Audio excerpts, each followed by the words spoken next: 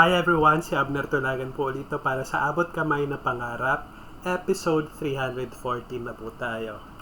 Dahil nga sa sobrang pag-aalala ni Annalyn sa kapatid niyang si Zoe, hindi niya tinigilan ang paghahanap dito. At humantong nga ang pag-trace niya kay Zoe sa bahay ni Melba. So, dahil doon, nakatakas si Zoe. Unfortunately, naharang ni Melba si Annalyn. So, hindi siya nakalabas agad doon at siya na yung ipinalit ni Melba sa ini-imagine niyang anak niya.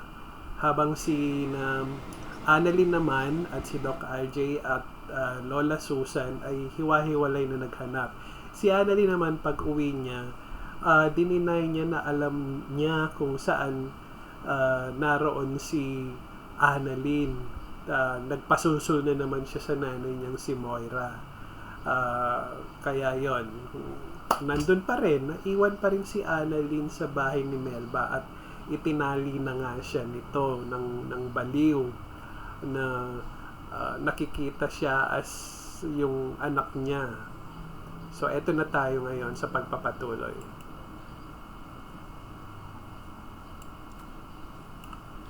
Uy, Ann! Nakita mo ba yung apo ko, si Annalyn? Naku, Chang. Hindi ko po nakita yung apo niyo eh. Pasensya na po. Sige po, una na po ako.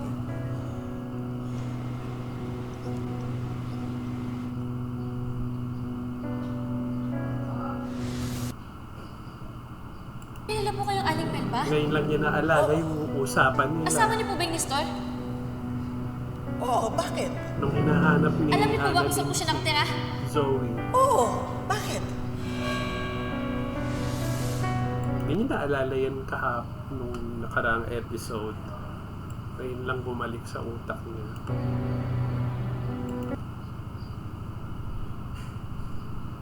Kayo na.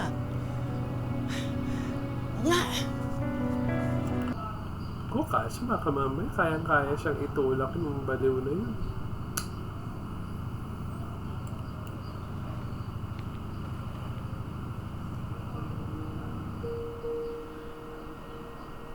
Sige na, tawagan mo na.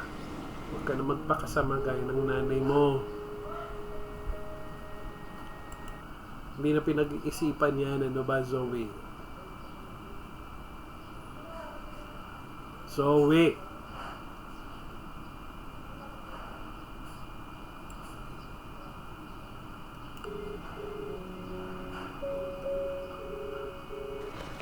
Ay!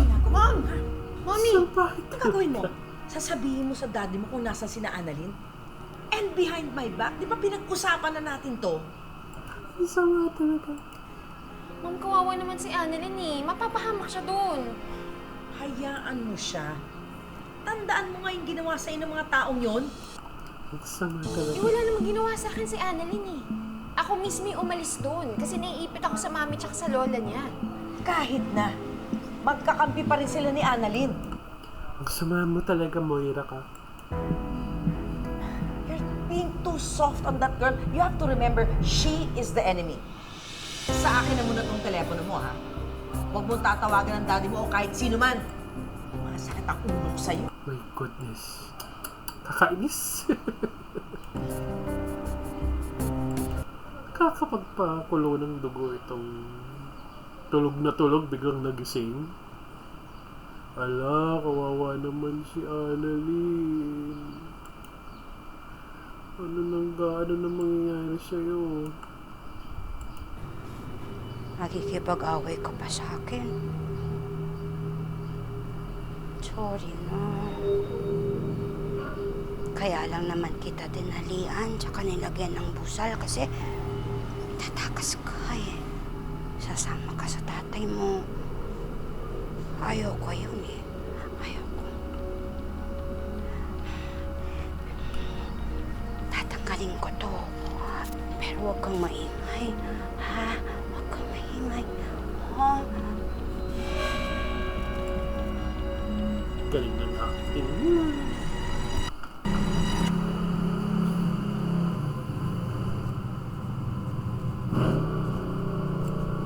Dali, pilis-pilis naman, Lola. Papahamak na yung apo mo.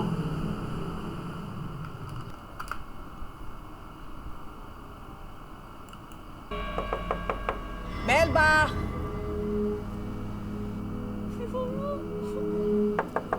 Melba! Huwag kang maingay. Huwag kang maingay. Babalikan kita. Baka kasi pinadala sila ng tatay mo eh. Kukunin ka sa akin. Babalikan kita.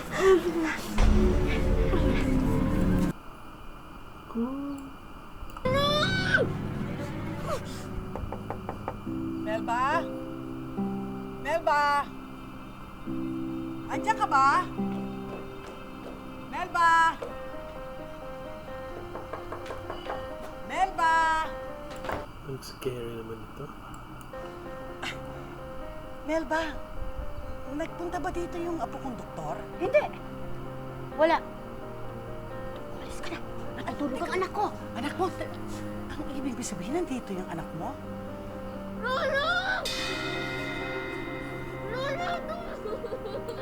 Nakasan mo Di pa. ba? Nasa Sambuanga yun, sinama ng asawa mo. Kakatakot. Nalinilakas mo yung sigaw mo. Natutulog. Umalis ka na. Alis, alis, alis. Hinala. Anak ko. Diyos ko.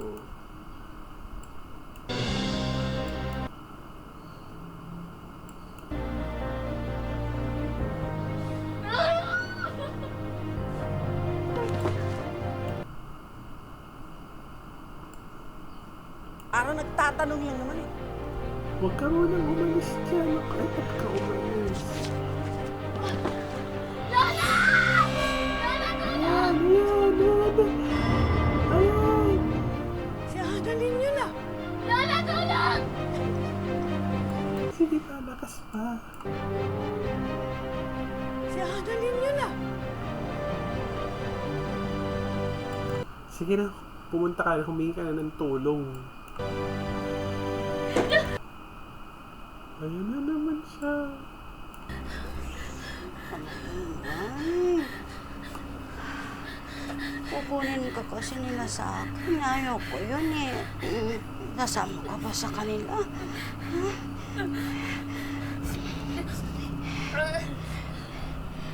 Ayokong sumama ka sa kanila. Sa akin kayo, di ba? Sa akin kayo.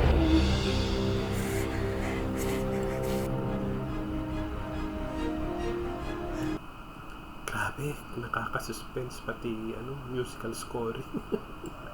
Kailangan malaman to nila ni Net. Oo, buti na yan. Buti na lang.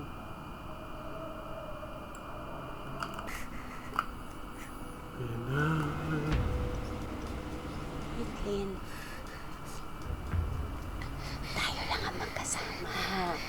Ha? Hindi niya naman po kailangan talian kasi hindi naman po ko tatakas eh. Ang bait mo. Ang bait mo, Caitlin ko. Hindi po ko si Caitlyn, okay? Ako po si Annalyn. Anak po ko ni Lynette Santos. Ayan, ako, nakakatakot talaga. Ang scary niyang umarte.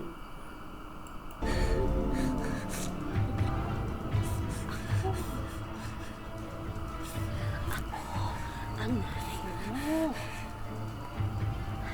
Ako talaga. Totoo.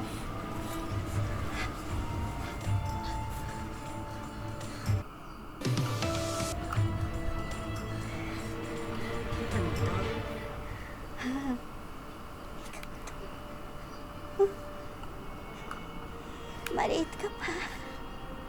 Ito, 6 years old ka. Na, tinakukuto talaga. Kasi ito na lang yung dalawang litrato mo sa akin. 6 years old ka. 6 years old ka. kinuha ng tatay mo sa akin. Bata pa pala siya nung kinuha yung anak niya sa kanya. Hindi ako masamang tao. Hindi.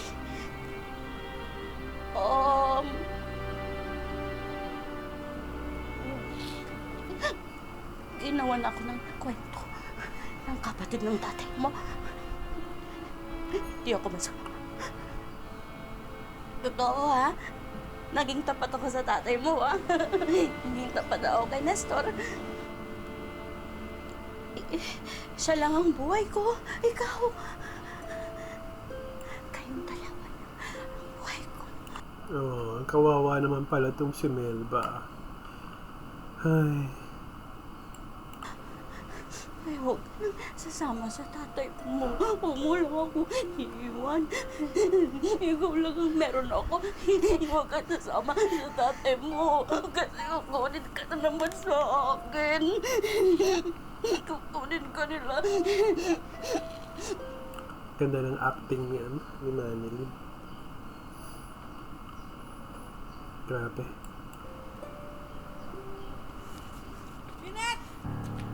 Chang! Chang, ano nga nangyari sa inyo? Nakita niyo na si Annalyn? Alam ko na kung nasan si Annalyn. Nasaan mo siya? Nandito sa bahay ni Melba. Eh, alika mo, puntahan na po natin siya. Tumawag muna tayo ng pulis. Pulis? Para saan? Nanganganib na yung buhay ng apo ko. Tara na! Alika na. Kailangan tayo kumain. Ay. Ako natitigilan ako sa panonood eh. Yes. Tatakas tayo. Tatakas tayo. Hindi. Aalis tayo. Kung sasama ka sa akin, tatanggalin ko to. Lahat to, tatanggalin ko. Sasama ka sa akin. Hindi mo ako iiwan. Yay! Yay!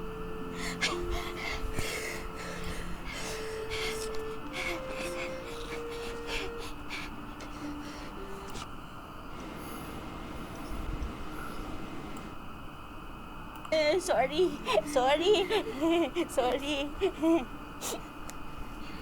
Sama ka.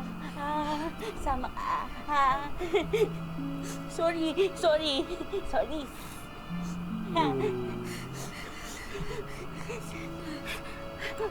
Masakit. Sorry. Galing ng acting. Ang galing ng acting niya. Nanay, isang mabuting ina nga siguro talaga si Melba, no? Na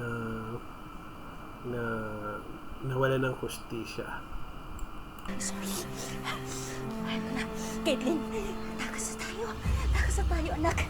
Dali, Caitlin ko. Dali. Takas na tayo. Dali.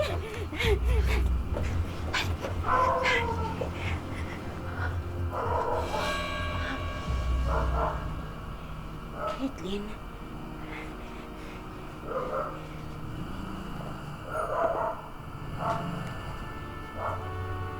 Para sa'yo.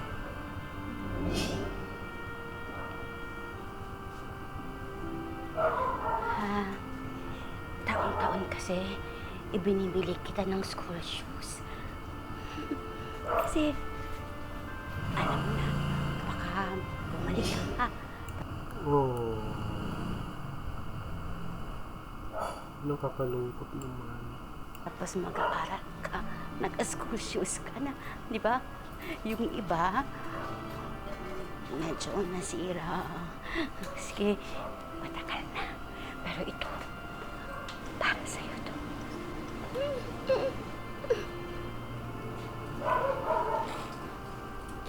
Bakit ka umiiyak? Hawakan mo, anak. Hawakan mo. Kakayak naman tong kwento ni Melba. Huwag ka na umiyak. Magkasama na tayo. Mami, Caitlin, tayong dalawa. Diba? Halika na, alis na tayo.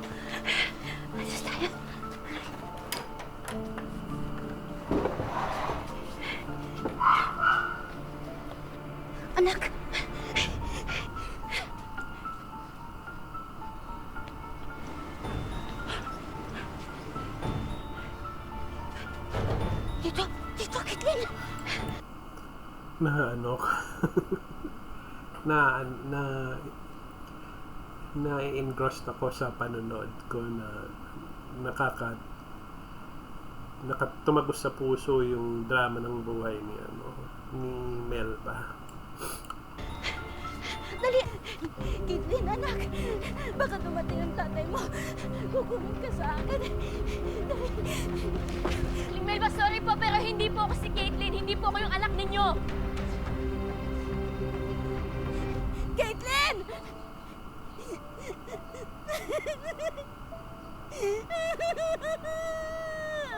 Oh. Huwag mo akong iiwan!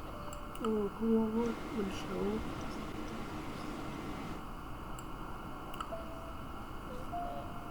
Anak! Nangako ka, sasama ka sa akin eh.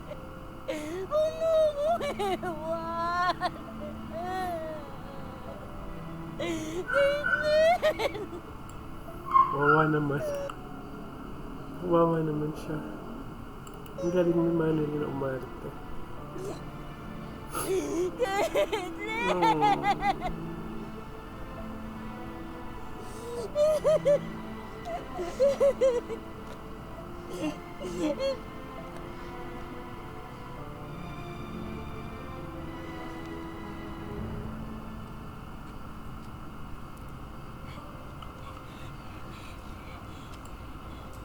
Bumalik ka.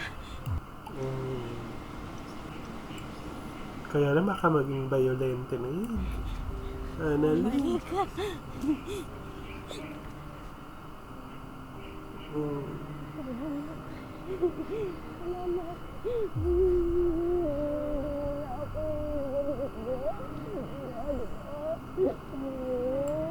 Nangako ka sa akin, di ba? Annalyn! Annalyn! Hoy! Melba! Bitawan mo yung apo ko! Baliw ka! Hindi! Anak ko to! Siya si Caitlin ko! Hala. Ako ang nanay niya! Siya si Caitlin ko! Aling Melba, nagkakamali po kayo. Anak ko po si Annalyn. Ako po yung nanay niya. Hindi po yun si Kate. Hindi! Siya si Caitlin ko! Ako ang nanay niya! Hindi niya makukuha ang anak ko! Hindi! Aling Melba, pag-usapan natin to na maayos. Sige na, Sino ka? ako po ang tatay ni Annalyn.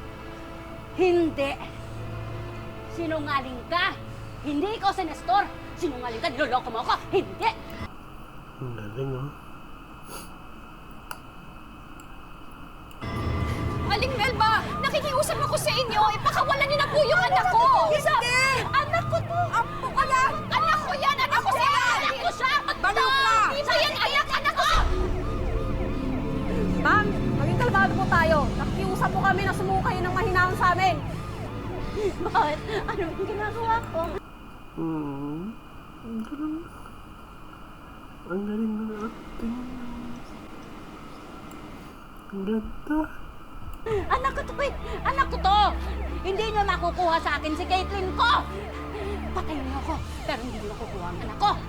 Nakikiusap po kami ulit. Pakawalan niyo po yung bata. Mapipilitan po kami gamita kayo ng puwersa. Wag! Wag! Wag niyo po saktan yung mami ko!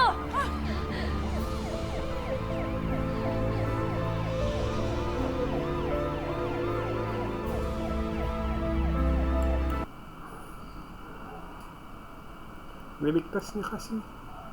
Naawa siya.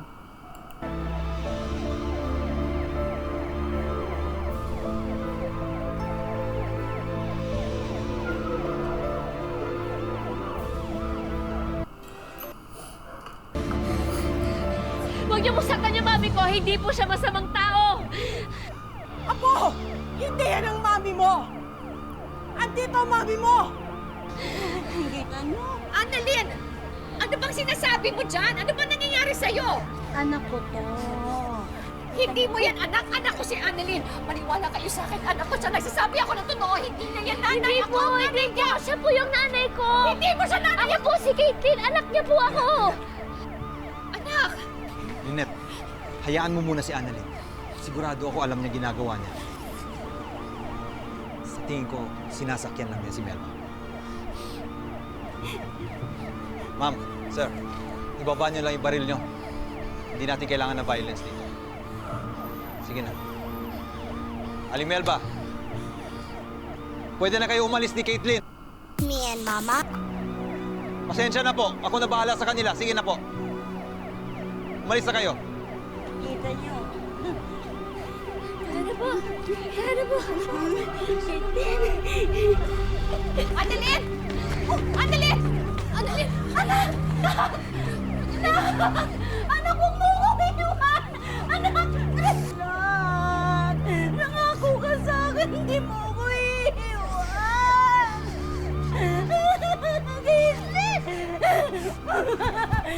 Sir! Huwag niyo po siya saktan. Hindi po siya masama tao. Nakakaiyak.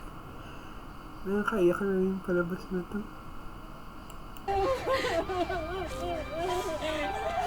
Caitlyn! Anak ko! Caitlyn!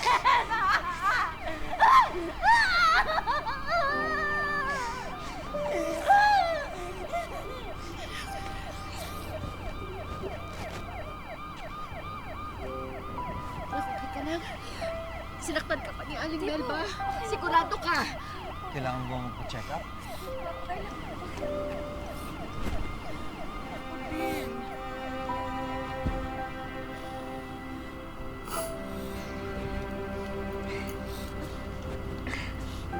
Buti na lang po. Naintindihan niyo po yung ginagawa ko po kanina, Nay. Ang simple lang ng eksena pero ang simple ng kwento pero ang ganda ng pagkaka-acting. Nakakaiyak. Hindi ako yung tatay mo. Maganda yung ginawa mo, anak. Buti po naintindihan niyo po na sinasakyan ko lang po siya. Kasi baka mamaya po pag kinontra ko po siya baka mas magalit pa po siya sa akin. Ang sama talaga ng Melba na yan. Hayop! Wala, hindi po. Kawawa nga po si Aling Melba Kasi nasira po yung pamilya niya dahil po sa mali pong pangbintang po sa kanya. Iniwan po siya ng anak po niya tsaka po ng asawa po niya. Kaya po akala po niya ako po yung anak niya si Caitlyn. Sige na. Sari pa rin yun. Pagbayaran niyo. Ay, hindi po. Biktima lang din po si Aling Melba na sitwasyon. Kawawa nga po siya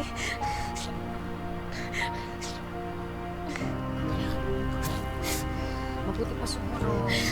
Umuwi na muna tayo, ha? Doon na lang natin pag-usapan sa bahay. Tara.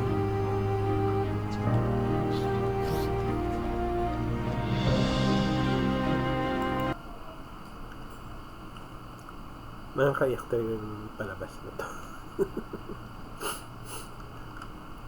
Ay nako. Iyak ako na ba't ganun? Masyado ako naapektuhan.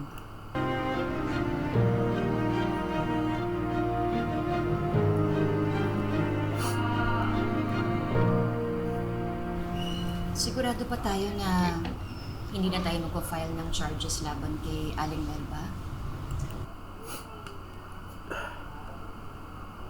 Nay, hindi na po. May reason ako Kailangan po sa ngayon ni Aling aling Melba yung tulong progress. po natin at pag-unawa dahil nga po sa mental illness niya.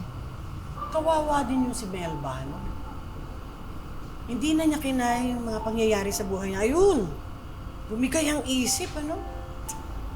Kaya nga po dapat mapacheck up po natin siya para malaman din po natin ano talaga yung kailangan natin gawin. Ikaw, anak. Hindi mo ba kailangan pumunta ng hospital para magpa-check up? Ay, okay lang po ako. Wala nang po masakit sa akin. Oo nga naman. Ay nako, sorry masyado ako na emotional sa panonood ko. Nasaan na po kaya si Caitlyn, no? Sigurado po kasi ako na makakatulong po siya sa pinagdaraanan ngayon ni Aling Melba Ay naku anak, sigurado yan. Alam mo, alam ko kung anong nararamdaman ni Aling Melba kasi pareho kaming ina. Kaya anak, kung ikaw ang mawala, siguradong ganun din mangyayari sa akin. RJ, maraming salamat at nandito ka. Lynette, hindi ko naman kayo pwede pabayaan ni Annalyn. Ikaw ah. Hoy, ngingisi-ngisi ka dyan? Sa lahat ng na-hostage, ikaw ang ngingisi-ngisi. Siyempre lang, masaya lang po ako nakasama ko po si nanay at si tatay. Parang gusto ko nga po magpasalamat kay Aling Melba eh. Nakakaya sa tatay mo. Joke lang, Nay. Sorry. Ayan na si... Ay, si Carlos. Si Carlos tumatawag. Si Carlos. Hello, Carlos?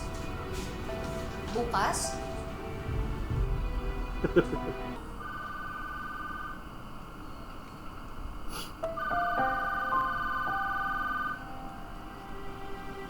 Hello, anak? Hello po, Tay. Tumawag lang po ako para tanungin kung nakauwi na po ba kayo. Hindi pa ako nakauwi, anak. Nasiraan kami ng sasakyan. Malapit lang dito sa bahay niyo. Matatagalan pa daw. Talaga po? Gusto niyo po ba na dito na lang po kayo sa bahay magpalipas ng oras muna? Ay, wag na, anak. Nakakahiya naman sa nanay at lola mo. Dito lang ako, okay lang ako. Tay, okay lang po yun. Sige na po, susunduin po kita dyan. Tayin niyo po ako, ha? Sige po. Yan na naman tayo eh. Si RJ eh. Gumagawa na naman ng pumaparaan na naman. Annalyn, wag na. Eh, kunwari pa.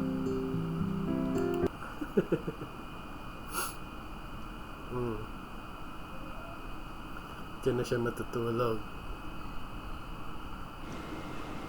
Mata na.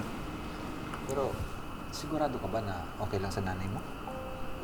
Oo naman po. For sure, okay lang po to kay nanay. Anak? Nay. Lynette. RJ, bakit nandito ka? Akala ko nakauwi ka na. Nasira po kasi yung sasakyan po ni tatay. Sabi ko po, dito po muna siya kasi 2 hours pa daw po bago po dumating yung baterya. Pero, hayaan mo, Lynette. Pag dumating na yung baterya, aalis na rin kami. Okay lang naman po, diba, Nay? Okay. Okay ba yan?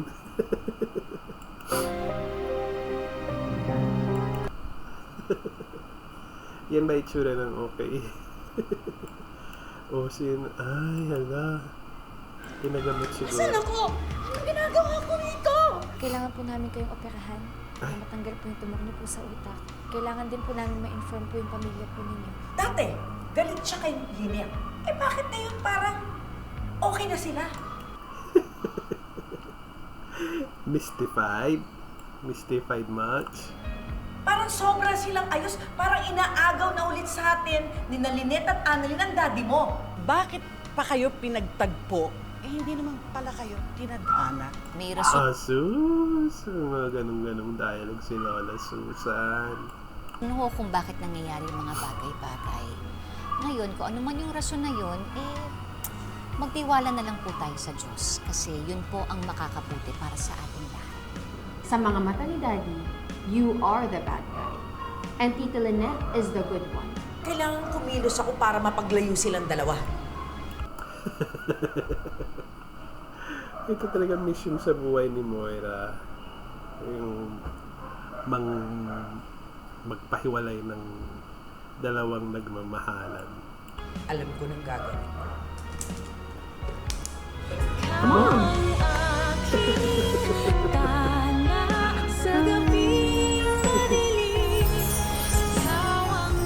So, yan po. Nagtatapos ang ating number 1 daytime teleserye sa Pilipinas, ang Abot Kamay na Pangarap, na kita nyo naman, naiyak ako. Napaiyak ako ng baliw.